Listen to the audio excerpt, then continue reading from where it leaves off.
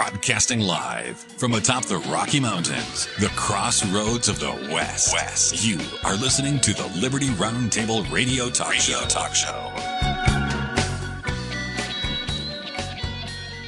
Lawfare, and more lawfare. I think we ought to have a war on lawfare, for crying out loud. Happy to have you along, my fellow Americans. Sam Bushman, I've got the good Sheriff Richard Mack with me, CSPOA.org for the Constitutional Sheriffs and Peace Officers Association. There's so much going on in the news, it's hard to know where to even focus right now. But President Trump has consistently attempted to withhold federal funding to enforce his policies. We're talking about DOGE. We're talking about canceling this, canceling that. I personally think he's done a tremendous job at this. But man, there's 198 plus lawsuits against the Trump administration. And they say basically it's on sanctuary jurisdictions and places where they disagree and everything else. These lawsuits have become frequent over Trump's tenure. They claim that it's, the misuse of executive power. I don't know that I agree with that. When Congress appropriates money, the president needs to say, I'm willing to use that or not. I'm willing to spend that or I'm not, based on constitutionality. He has an oath of office to keep, folks, and I don't think people realize that reality. They say President Trump has received multiple legal defeats, but that's at the lower courts where all the judges seem to hate Donald, and they're on a anti-President Trump bender, it seems to me. Whenever they get to like the mid-courts and the appellate courts and everything else, then oftentimes it gets overturned and Trump wins. Courts have repeatedly ruled against Trump, but yet, 40% of the appeals get won by Trump. A lot of these get overturned. And so it's a battle at this level. Trump has proposed significant cuts on a variety of things for a variety of reasons. We can get into those. But Sheriff Mack, what do you think of this? I think that the lawfare is out of control. Yeah, it is. And Democrats have shown that they're willing to use the justice system and government power against their enemies or people they disagree with.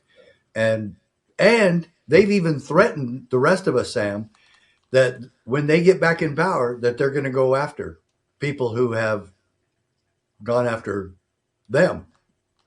But the only thing that we're going after is accountability and criminal activity that they've actually committed. And this is absolutely astonishing that they're still admitting and trying to use the justice system and American government to go after people. And they've even come out and said they're going to do it.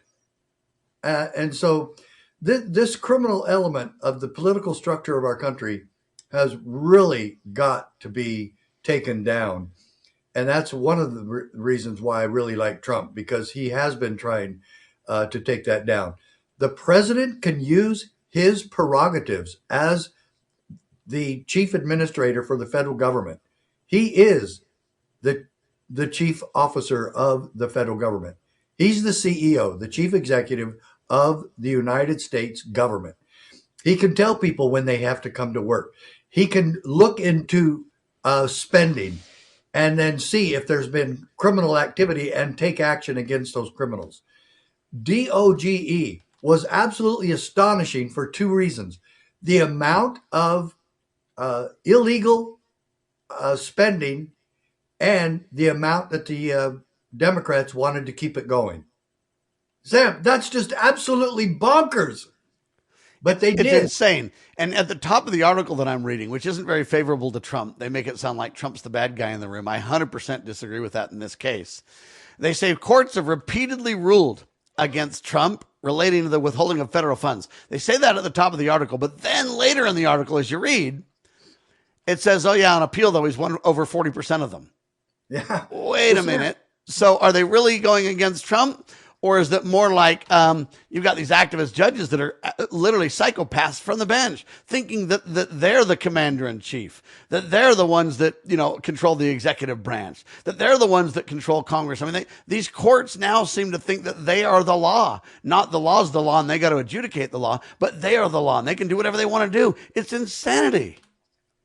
Well, two things about funding states and cities. That should never happen in the first place. They should fund themselves, and they shouldn't be funded from Washington, D.C. Okay? Big mistake. However, on the other hand, the criminal activity known as creating sanctuary cities is an absolute criminal, mafioso type of activity. It is a criminal syndicate, Sam. You cannot make a law saying that you don't have to obey the law. And that's what a sanctuary city or state is. That's what they've done, Sam. Yes. And then and that's the problem. Now, this whole article spends the time saying, hey, the president's involved in overreach. Hey, Congress hasn't approved this or given permission for that. And well, Congress is on recess, number one, most of the time. Number two, though, I would say this. Why are we talking about the president's misuse of his office when we really should be talking about these judges' misuse of their office? Yeah. They're not supposed to shut Trump down or this or that. If they don't know what the law is and they believe President Trump's overreaching, you don't just shut down President Trump. What you do as a judge is you say, hey, Congress hasn't made this clear enough. Congress, we're going to pass this back to you to take action.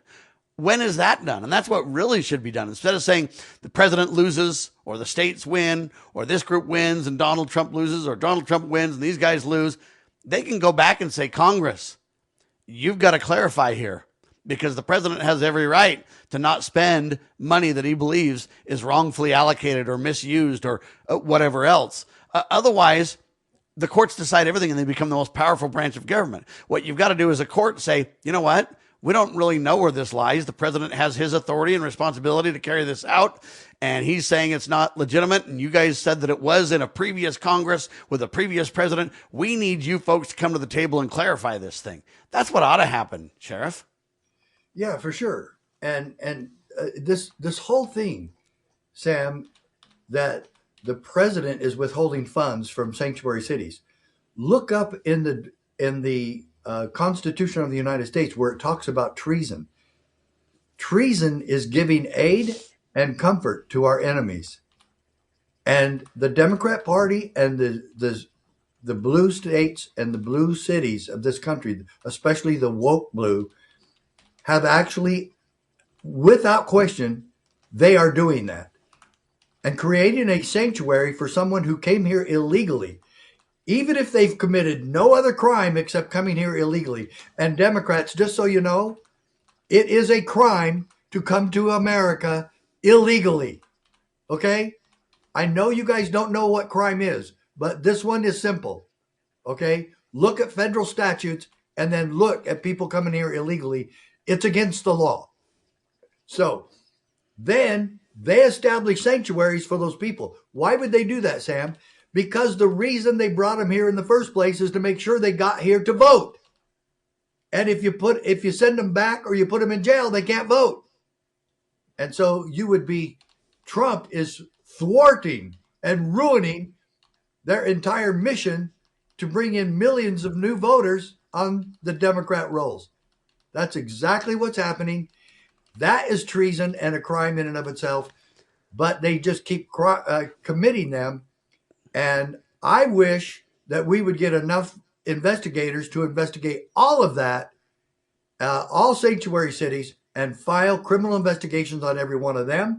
And Sam, when was the last time any judge in any of these cases against Trump, when was a judge's ruling based on any principle of the Constitution? They're supposed. And that's the quintessential problem, right? Exactly. And so if Congress passes a budget and I'm the president and I feel like several of those budget line items are decided by downstream organizations. Mm-hmm. Okay. So let's say that they pass a law about the IRS or whatever, and then all the regulations or the implementing of that law gets put in place by downstream bureaucrats in the, IRS or whatever department we're talking about. At some point, the judges are going to say, well, Congress gave that authorization. Trump's got to obey it. And Trump would say, no, these downstream clowns aren't the lawmakers. They didn't appropriate this money properly. They misused what Congress intended. I think there's a battle over that. The court doesn't get to just shut down Trump or embrace Trump. The court needs to go back and say, hey, the executive branch is confused on this. And frankly, so are we, Congress. Let's go. What gives on this thing? Yeah. That's the proper role of checks and balances here. And I believe it's being circumvented by activist judges. And I think they need to be impeached, Sheriff. They should be. They should be removed from office. They should be impeached. And their job is to detail what part of the Constitution Trump violated or anybody else violated. And they never do that. They just give. Well, what about the part of the Constitution they violate when they become lawmakers virtually? Exactly. Which violates. And that's why I think they should be impeached, because if downstream bureaucrats make regulations that dictate money and funds separate from what Congress intended or specified, and then courts back that, now you got courts and downstream agencies making decisions. Congress and the president are left out of it or shut down. Hold on, Liberty Roundtable Live. Have you ever had great honey? No, I mean really good, all-natural, raw honey? Well, now you can, thanks to localhoneyman.com. We can ship out our locally made honey all across the U.S. So don't worry, you won't miss out. Plus, Local Honeyman has so many different flavors, like Utah Wildflower, High Desert Delight, Happy Valley, and Blackberry, just to name a few. So purchase your delicious raw honey today at localhoneyman.com. As you are aware, America is divided over every fault line possible. This is intentionally fostered by those who do not love God, family, or country. We believe a peaceful future as a free people absolutely depends on civility. Clarion Call for Civility is looking for funding and volunteers at every level to make our hopes and efforts a reality. Please donate, sign our pledge, and help us in our sacred cause. Please visit callforcivility.com for more details. Callforcivility.com. Cybercrime is exploding. Take Sarah from Sweet Delights, whose world crumbled after having to close with not being able to bounce back. Small businesses are prime targets, but the right strategies can keep yours safe. Jay Hill, CEO of Network Providers, has co-authored The Cyber Playbook Simplifies Cybersecurity for Business Owners with Strategies to avoid costly breaches and fines, build a strong cyber attack response, secure your business with key protections. Cyber threats aren't slowing down, but you can stay ahead. Protect your business. Ensure its security for tomorrow. Get the Cyber Playbook today at networkprovidersinc.com/cyber-playbook or call 385-446-5500 now.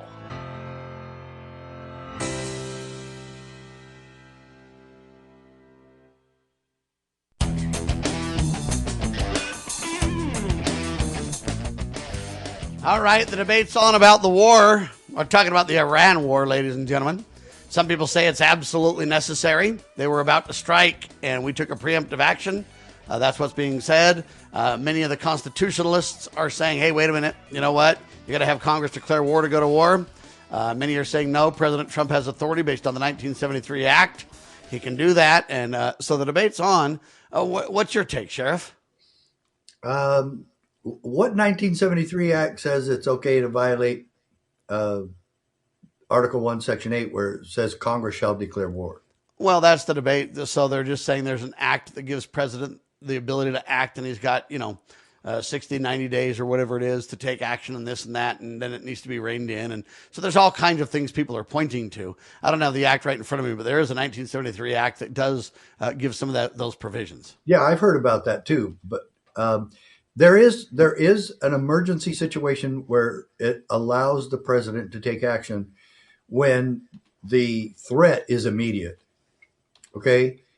And I believe some of that does play into this, Sam, because I think it would be irreversible, irreversible and irrefutable catastrophe for Iran to ever have a nuclear weapon. And sooner or later, they're going to get one because China will give them one, or Russia will give them one, or I don't believe North Korea has one, but maybe they do. They would certainly give them one. And you get these crazy leaders of some of these other countries, Sam, and they would be more than happy to arm Iran with a nuclear weapon. What really is the threat to the world?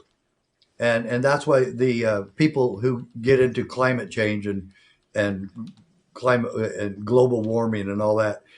They don't really understand the threat to our world is the proliferation of nuclear weapons. Because if one goes off, many others will go off. And it will be world annihilation and self-annihilation and world suicide.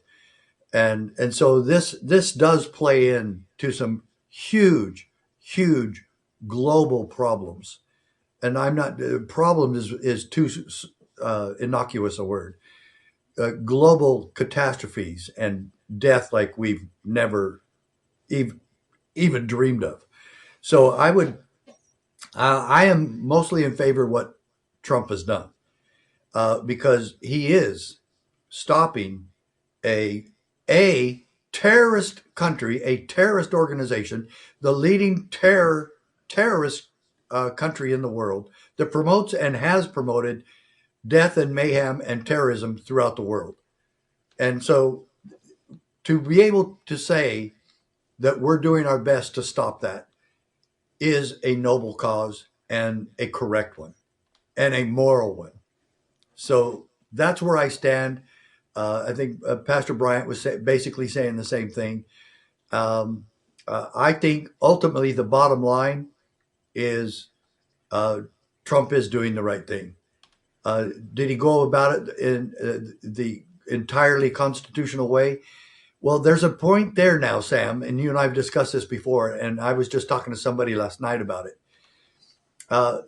Trump is playing the hand that this inept and untrustworthy Congress has dealt him. And if he had gone to them beforehand, they would have exposed this, Sam. There are people in Congress, especially the squad girls, that would have told that he was coming. And the surprise element was key in all of this. And so I do not trust Congress. Most people in this country do not trust them. Their approval ratings are down about 9, 10, 11%. And they have deserved a lot of that and even worse. These people are dishonest. They're a bunch of crooks. They're just a bunch of political hacks. And I do not trust them.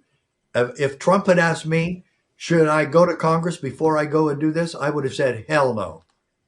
So that he's playing the card. They dealt him. And then they want to come back and blame him for not following the Constitution. Well, if we had constitutional people in Congress, it would be different. But we don't. And that is a sad tale to tell for sure. And, we can't blame anybody but the American people for that. Every 2 years we can get rid of all 435 House members. Every, 2 years we can get rid of a third of the Senate. 6 years it would take to get rid of the complete Senate. And it's true, we need to put constitutional people there. In a perfect way, I would have loved to see the president go to Congress, Congress to discuss it and debate it and help define the reasons to be there and the terms, provide adequate funding to get the job done, get in, get out, get it done. That's an ideal situation, and that's what I would pray for. Sure. But we live in the real, and this is the point that you're making, that, hey, what do we do now if there's a preemptive strike about to happen? President Trump gets intel of that. Now, you can debate the genuineness of Trump. Is he just saying that, or is it true? I'm going to believe it's true unless I see evidence to the contrary that, hey, he had, intel that we don't have. And that's kind of part of the problem with quarterbacking this thing from our armchairs, is that we don't have that intel. We don't know. At the same time, what's done's done. Okay. It's already done now. Now the question becomes, what do we do? How long do you think it'll last, et cetera? Well, Sam, let me ask the world right now. Let me ask every member of Congress. Does Iran want to have a nuclear weapon? And that's obvious. Yes, they do. And why are they enriching uranium? Of course they are. They want it. And then taking action immediate and seeing the immediacy of this event. See, I wonder if they already have one, though, Sheriff. I mean, they're backed by communist China. Understand that, right? Yeah, you're right. And I believe our intel would know that, but maybe not, because you know how China works. But I believe that's very likely, Sam. And I think that's a very accurate or very reasonable statement. But yeah, we've got to do our best to stop that and keep the world safe. And well, we're in it now too, and so now the question is, what do we do going forward, and how long do you think the thing will last? Well, it looks like we've gone from Tweedledee to Tweedledum with the son of the Ayatollah being in charge now, even though the reports were that he got wounded, so he was close to getting killed. But if it's just this Tweedledee, Tweedledum stuff, we're going to have to be involved more. And I don't see how we get out until we get a government in Iran that will cooperate with us. And Trump tried, folks. Trump has tried since he's been in office this term to work with Iran and to negotiate and clear this up through diplomatic means. And they just strung him along and lied to him and lied to the world. And we're basically playing the game of cat and mouse. They were still working on getting uranium enriched while they were negotiating with Trump. And he got played, and he didn't like it. And obviously, Iran is not to be trusted ever, especially the way things are going now. So I don't believe we can get out very soon. And I like Trump's optimism there, especially for the market. But I don't think this is not a short-term solution, and I sure pray that it would be. But when we're dealing with these types of people, and just to listen to Rand Paul and some of these others that said, oh, you have to do this and you have to do that and you have to follow the Constitution. Well, that's real nice. And then when Iran gets a nuclear weapon and is threatening to use it against Israel, which would take 2 minutes to get to Israel, what do you do then? You go ahead and let them do it? And so, Sam, those are big time questions, and I don't have all the answers, but I don't want that to happen. And I want peace. I don't want that to happen either. So any bad actors that are going to destroy peace are of concern to me, for sure. And I pray this is short lived. I don't know how long it'll be. I want peace also, but I'm just afraid that we got to realize we're in the end times, and there's wars and rumors of wars. And I think we can pray for peace and advocate for peace the best we can, but I don't see peace. But Sam, and Rand Paul is extremely critical of the president. And I want you to call his office and say, we want Rand Paul on our show. And then, I can try. He won't come though. I've tried this many times and he's always too busy. Yeah, he is, unless he's trying to mouth off about the president. But this is one thing I want to ask him face to face. Okay, you're always complaining about the president not following the Constitution. And you give this big air about your Mr. Constitution. And your dad does the same and has done the same.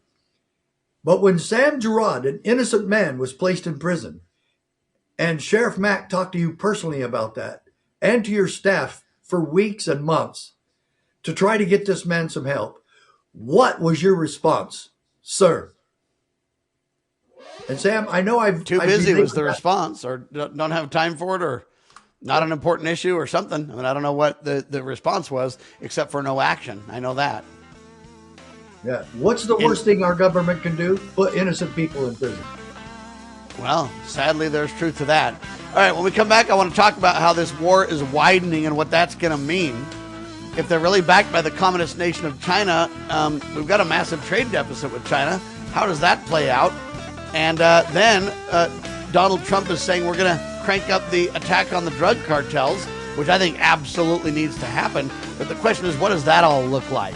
Do we have the munitions and the ability to create enough weapons to make all this happen? That's a concern, too. We'll talk about it all with a good sheriff in seconds. I'm Sam Bushman. He's Sheriff Richard Mack. The website is cspoa.org. That's the Constitutional Sheriffs and Peace Officers Association. Back in seconds on Liberty Roundtable Live.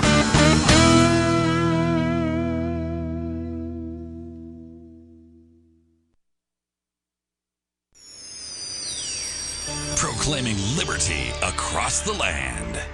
You're listening to Liberty News Radio.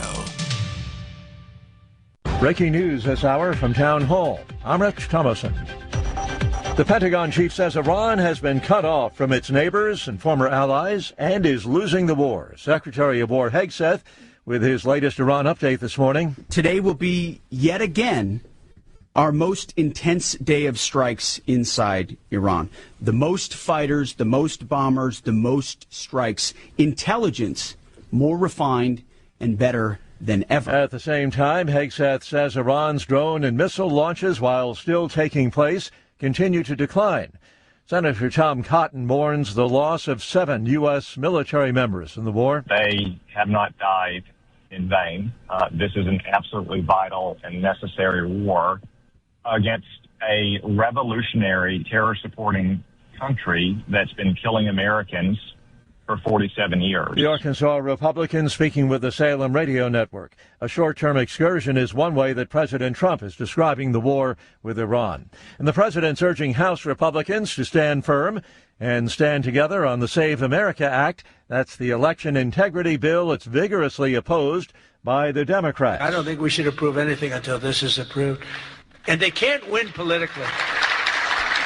Look, you have them in a corner, and they're listening to every word I'm saying. It doesn't matter because they can't win it politically. Because when they say, we don't want voter identification, we don't want proof of citizenship, all these things are just losers for them. The president threatening a legislative blockade until the Save America Act clears Congress. Georgia voters going to the polls today. They're choosing a successor to Republican Congresswoman Marjorie Taylor Greene. On Wall Street this hour, stocks are higher. The Dow is up about 205 points. The Nasdaq ahead 127, and the S&P is up 23 points. More on these stories, townhall.com. Hi, Mike Gallagher here, host of the Mike Gallagher Show. As we head into spring, there's some good news in the housing market. Rates have recently dropped. When rates drop, payments can drop. That can mean hundreds of dollars a month back in your pocket, money you can use to pay bills, reduce debt, or strengthen your financial position. That's why this is the time to talk to my friends at Fellowship Home Loans. They're helping homeowners refinance into lower rates and reduce their monthly mortgage payments. Fellowship also offers a fixed-rate line of credit for home projects or consolidating a high-interest debt with fast approval and a predictable rate. Remember, many people still qualify to skip their next 2 mortgage payments. That's 2 months of breathing room while you reposition financially. I've used Fellowship personally. I trust these guys. Before you make your next move, go to fellowshiphomeloans.com/Mike G, fellowshiphomeloans.com/Mike G, or call 800-510-MIKE, 800-510-MIKE. Fellowship Home Loans, mortgage lending by the book. Nationwide Mortgage Bankers, DBA Fellowship Home Loans, Equal Housing Lender, NMLS number 819382. I have a question. Can a nation conceived in liberty carry its head high if it denies protection to the youngest and most vulnerable of its citizens? Can a country founded on God-given rights continue to thrive without understanding that life is a precious gift from our Creator? I believe that great nations and great civilizations spring from a people who have a moral compass. I don't think a civilization can long endure that does not have respect for all human life, born and not yet born. I will be in earnest. I will not equivocate, and I will not excuse. I will not retreat an inch, and I will be heard. One thing I promise you, I will always take a stand for life. Introducing Managed IT Services from NPI. We offer top-notch data backup and recovery, email spam protection, and network security tailored to your needs and budget. With 20-plus years of experience in the medical field, our HIPAA-certified consultants know what it takes to protect sensitive information. Don't settle for less. Give us a call at 801-706-6980 and experience the difference with Managed IT Services. Remember, your IT support should be fast, efficient, and reliable.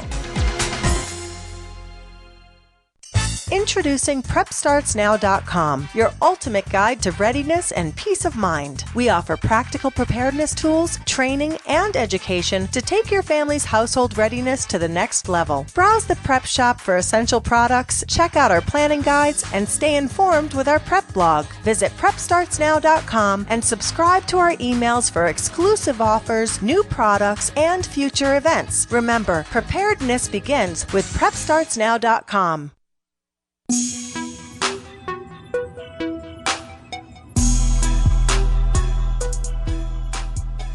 All right, back with you live. I'm with Sheriff Richard Mack, CSPOA.org, and we're talking about this deal where this war is kind of expanding and the Straits of Hormuz, or whatever you want to call it, is being blocked. Yeah. And Trump's latest statement on this is Trump promises death, fire, and fury should Iran interfere with oil transportation. That's a serious thing going on here. And right now the oil prices are going up big time. And, what do you think is going to happen here? Can we get the pipeline stabilized and that kind of stuff? Or do we need to get oil from Venezuela? Or what do you think the game is here? Can they keep that Strait of Hormuz blocked? And what's your take, Sheriff? Well, if I were them, I wouldn't challenge Trump to another wave of military action. So if he says it, you pretty much know he's going to do it. And he's given them some time to straighten that out. But Iran has been extremely stupid in attacking their neighbors. They've literally sent missiles into neighboring countries all around them. Oh, yeah. They're trying to drag everybody into it for sure. Yeah. And so they should have just stuck with trying to stop the flow and transportation of oil, because that gets a lot of people mad, including England. And so they should have stuck with stuff like that. But once they started bombing neighbors, they really blew it. And so I believe Trump will do this, and he'll have help with some of the neighboring countries. Yeah, Trump says that American forces will strike the country 20 times harder, and it'll make it virtually impossible for the country ever to come back. Yeah, yeah, he's got a good point there. And for any of the leadership in Iran to question Trump's commitment, well, after what they've seen so far, they would have to be more insane than they normally are. So I think that they should try to get out of this now as best they can. I think that the son of the Ayatollah, who's now supposedly the leader of Iran, he should be backing off a little bit and do what they normally do. Lie about what they're going to do and try to make Trump believe that they're going to be okay, and then go back to doing what they normally do. That's what they plan to do anyway. So why not try to get Trump off your back and stop this stuff?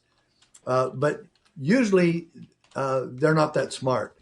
So will Trump take action about this? Yes, he will. Will he give them a few days and maybe a couple of weeks to try to decide? He probably will. But Trump's MO has been, okay, we're going to give you 2 weeks. And then after 3 days, they go in and bomb the heck out of them. So Trump has the upper hand here. And so they just need to swallow their pride and try to get out of this as best they can and get things back to normal. And that means using oil to do that. Well, CNN even admits that veterans overwhelmingly support Operation Epic Fury. So, I mean, those are the people that have gone in harm's way, yeah, and will go in harm's way, if you will. And so that's pretty significant in my opinion too. Well, it is, and so I really do love to hear from veterans. You think all veterans are just going to be pro-war. No, they're not. They don't want to go fight. They don't want to risk their lives. They don't want their friends killed. They don't want to be killed. And boots on the ground, if you go into Iran, I think we've seen this mistake before. Afghanistan, for one. Vietnam, another one. It's really difficult to get into these countries where you don't know who you're shooting at. You don't know who's a criminal. They arm 7 and 8, 9-year-old children, and you have to decide if you're going to shoot a child. And so that's extremely hard and difficult. And war is difficult. And I really hope and pray that Iran will use some discretionary judgment and do what's best for them. Just do what's best for you, and let's get this thing settled. Well, amen to that. I will say this, I share Ron Paul and Rand Paul's and those guys' views on the Constitution. I think that the best way to do it would be to have Congress get involved, to prove they're willing to back the president, to provide funding and guidance on this thing. But I understand two things. One, I don't know that we can trust Congress. I think you've got a valid point on that. Because they've been derelict in their duty for so long. That's a big problem. Secondarily, we've already made this first strike. And if there's really, truly intel where they were going to attack us first and we had to take preemptive action, until I have evidence that that's not true, I have to kind of think, hey, Trump's telling the truth. Now, with most presidents, I don't believe in trust, but verify. I say you can't trust them. You got to verify first. Right. But I've seen a pattern with President Trump, like him or dislike him, people. Here's the deal. When I hear something Trump says or does, at first I go, are you sure? And then, hey, 6 months, a year, 18 months, I don't know what later, it turns out that yes, indeed, even the liberals admit that what he had to say at the time was correct. And so, believe it or not, I've developed a relatively healthy respect for what Trump has to say, that, hey, when he says things, most of the time, at least as far as I can tell, it turns out to be some truth. And that's a really important thing to kind of consider in this war. And so now we're where we're at. I don't know if we have the munitions to sustain this, though. I mean, I don't know how much we can develop on our own, how quickly and everything else. And I am worried a little bit about draining down a lot of our munitions and military capabilities and hardware. We've been, giving stuff to Ukraine for a long time in that. We've, now taken on this and that, and we're spending money and munitions that Trump says it's at sustainable levels. At the same time, he's ordered them to quadruple their output to a lot of the military contractors and everything else. Right. I don't know about that. I'm concerned about that, Sheriff. Is that a fair concern? I think it's a fair concern, but I don't think they've even come close to jeopardizing the amount of weaponry we have on hand. Look at how many military bases we have throughout the world. They're all very well armed. Trump is disappointed in England and what other country? Somebody else. That they're not. Yeah, because they're not coming up and delivering and being part of the solution here. Correct. And England's coming across really wimpy on all of this. And the oil shortage is really going to hit England extremely hard. Well, and it's going to hit us extremely hard, too, because our whole supply chain pipeline for goods and services and everything else depends on diesel, and diesel's going through the roof, and that relates to trains and trucks that bring all of our stuff to us, too. Yeah, but we have enough that we could tap into the resources to really make that okay. But England doesn't. And well, they better think quick then, because it's coming. Yeah, they do. They should. They should be. But at the same time, we, the American people, should be looking at this and saying about the sleeper cell sound. And that's what really has me concerned the most. Amen. Because they're going to attack us. They are going to pull off something. In retaliation to killing the Ayatollah, I guarantee you there's going to be more than just a small mass shooting in Houston, Texas. I pray you're wrong, but I'm positive you're right. It's a matter of when and where is the real question left, right? Well, my estimation is, and a lot of the training and the intel that's going out, is that they're waiting for July 4th, the 250th celebration of America. But I don't, we'll see. But do you think the war is going to go on that long? No, I don't. No, okay. But the retaliation from them will come when we are celebrating and dropping our guard somewhat. Sam, yes. you look right now. Call your sheriff, and I'm gonna call mine. I need to talk to Sheriff Sheridan anyway. But look at the lack of security that the electrical power plants have across this country. Go drive by one in your state. Go drive by. There's several in California and Nevada. Anybody could drive by with a grenade launcher or anything else similar to that, and they could have the power plants in this country completely destroyed within a matter of hours. And there is no one in our country really focused on providing security for our water plants, electrical power plants, and the internet. Yeah, planes flying have become a great concern too.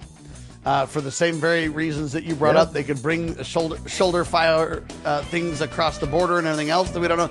I'm just telling you, this is a very big concern. I also want to talk about the drug cartels, because China and Iran partner with drug cartels, and what influence is that? We'll talk about it with Sheriff back in seconds.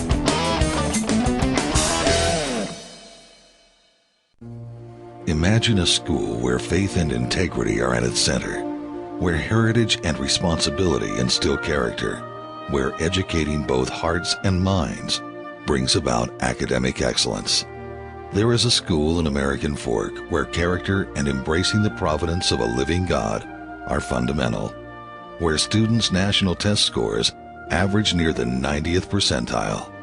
Based on LDS principles and a love of country, now in our 39th year, American Heritage School is accepting fall enrollment for kindergarten through high school. What would you do for your child?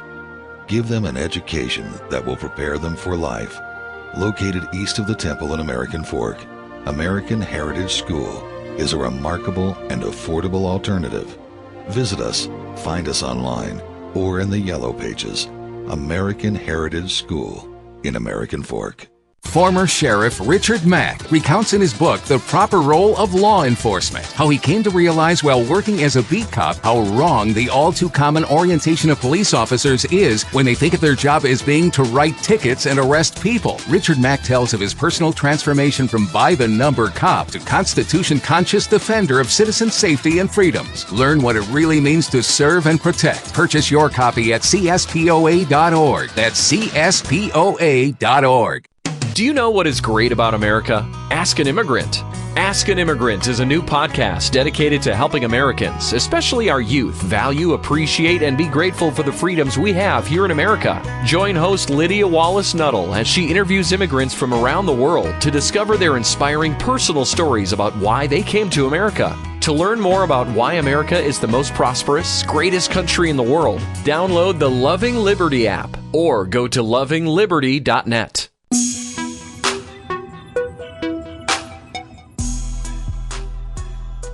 All right, ladies and gentlemen, so I'm concerned about the homeland. I know we're in this war. Trump's already made the decision. Congress, didn't get involved as they should, in my opinion. But nevertheless, we're where we are, and we've got to, what do you do? Do you support the president or not? I support the president. I pray for peace. I hope we can get this done quickly and get out. I hope we can, stop the pipeline blockade right now, because I think it's going to cause trouble all around the world for a variety of things, and I don't think people realize how bad it can get. But at the end of the day, I'm saying, hey, we need to have peace in America. We need to have peace around the world, and I pray for that peace. I'm worried about the homeland, though. Power plants, sewage plants. I'm worried about planes flying across the United States, too. If there are groups of people that have dispersed under the Biden administration into the United States, they're in the interior, and they are, terror cells or whatever else, they could fire shoulder fire missiles and take down planes. I mean, there's no end to the havoc that can be wreaked on America. I think we all need to be very vigilant about this, and it's something that we cannot take for granted. I'm not predicting doom and gloom. I'm just telling you that it's a very big concern, Sheriff. Yeah, it is. These are scary times that we live in, Sam, and we've got to be looking outside the box. We've got to try to understand what these people's motives are and what they're trying to do, and then make preparations for that. And so this is really a difficult time. And for people, especially in Washington, D.C., playing partisan politics with what's going on there, and instead of focusing on what's best for our families, what's best for our country, how do we make us safe again after 4 years of the Democrat Party and Biden administration bringing all of these groups into our country? And Sam, During that 4 years, the cartels and international terrorists were working together very closely, and they still are. And it's a extreme shame and an outrage that the Biden administration got away with allowing this to occur. Well, and I don't see how, because I think there's some criminal activity because these people coming across the border were against the law, and they were literally aided and abetted by the Biden administration. That's something even more so than the auto pen that's of serious concern. And I don't understand how we're not dealing with that. At the same time, Jerry Sheridan, hopefully we can get Maricopa County Sheriff on with us soon to break this down too. He ought to know about that concern more than anybody, right? Yeah, absolutely. This is right where I'm sitting right now. It's 2 hours to the Mexico border from my home. And so it's really something that the sheriffs of Arizona should be looking at. These sleeper cells for the cartels are all over our country. The sleeper cells for international terrorists, Hezbollah, Hamas, ISIS, I don't care what you call them, Iranian religious zealots and fanatics are behind this. And these are the same types of people that are willing to commit suicide to carry out the orders from their leaders. And they will do anything they're told. And if they're told to take a dirty bomb into the United States, they will do it. If they're told to go bomb electrical grids, they'll do it.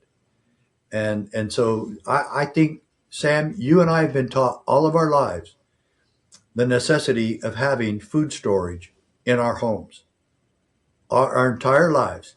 I remember as long as I can remember anything. Yeah, I don't even remember a time when I didn't know that or wasn't encouraged for that. Exactly.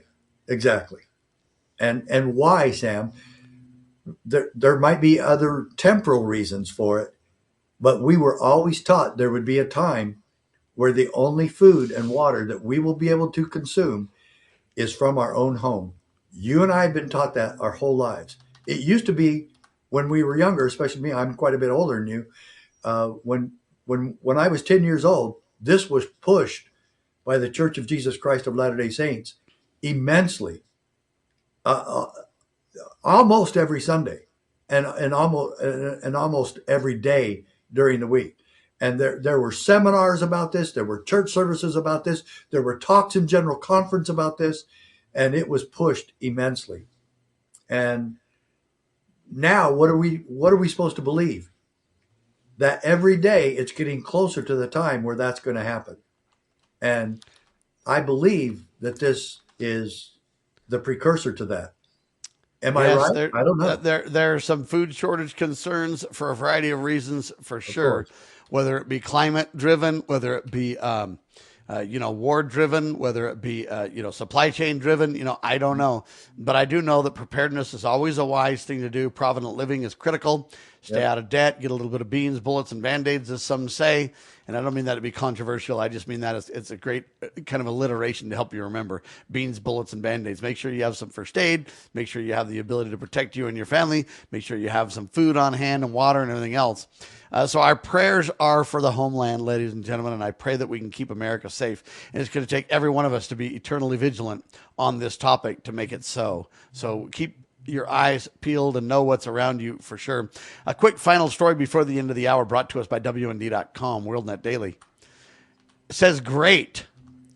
Trump and Kari Lake celebrate reports that the FBI has seized the Arizona election records, believing that there's some problems there that never got properly vetted. Sheriff? I'm applauding that as well, Sam. Yes, sir. Yes, So we're going to see what happens with this. Do you think they'll get to the bottom of it, or do you think it'll just be, we couldn't find anything, I think some heads are going to roll on this one. I pray you're right. And I pray for the truth. And it's going to be led back to leaders in Maricopa County. There's going to be some heads rolling. And it'll also, I wouldn't be surprised if it was that Katie Hobbs, our governor, she was Secretary of State. She was in charge of elections in 2024. How convenient. Then she became the governor, huh? Yeah, she was running at the same time, and she stayed in charge of the elections. Yeah. So, there's no home cooking there, ladies and gentlemen. You're not a kid. Yeah. This is serious because Mike Lindell, many others are speaking out about this and saying, hey, this has got to happen. We've got to get to the truth. President Trump's been continuing to talk about the election integrity issues, and he basically said that, hey, we're going to get some pay dirt soon. And so, I don't know if they know things we don't know, or they're just hoping that once they get the records, there'll be pay dirt there if they already know there is. I don't know those things. I just know this. We've been talking about it forever. It's now time to double down and deliver, people. If there's election fraud, let's expose it and prosecute. Sheriff? Well, amen to that, Sam. And we know that fraud has been there. And, of course, the Democrat leadership and the national media, these lying criminals, media, have tried to brainwash everybody that there was no voter fraud. And I think one of the most disgusting things I heard recently, Sam, was a CNN reporter asking Fetterman why he shook the president's hand at the State of the Union. Why wouldn't you? Exactly. I don't care if it's Barack Obama or Joe Biden or anybody else. Why wouldn't you be decent and civil for the State of the Union and demonstrate at least somewhat of a respectful tone? And that's exactly what Fetterman said. They want to spew hate. They want to spew division. And that's what they're doing. And I would have shaken Barack Obama's hand. Joe Arpaio, when he was fighting Barack Obama, he still invited him out here and still shook his hand. No. Crazy. So, there's respect for the oath of office a little bit there. There's also respect for the dignity of America. For example, when Trump brought up all these people who had sacrificed for America and who were abused by illegal aliens and little girls and different people that, mothers who lost loved ones and children and everything else, you would think you would stand for those kind of things too, saying, you know what, we unify against this type of behavior, no matter where it comes from. And so I was really disappointed in the State of Union in that regard that, hey, you know what, they're so politically divided and so tied to their party that they can't even honor when honor is justified or show reverence when reverence is I wouldn't say required because they didn't do it, but the obvious common sense choice that everybody would want to mourn the loss of people who lost their lives. It's not political just to say, you know what, I'm so sorry. Yeah. And why didn't that happen?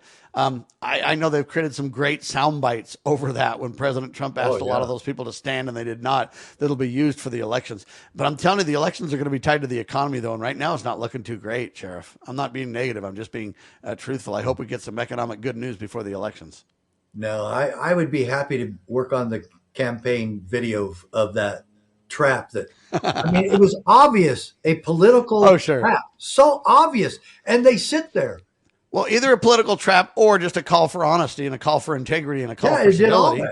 Yeah, right. It played a lot of different cards. It's only a trap if you're a bad guy. If you don't want, unity and civility, if you just want division, then I guess it's a trap. But it wouldn't have been a trap for me because I would have stood up. Yeah, it's only a trap if you're stupid and fall for it. And they did. Every one of them.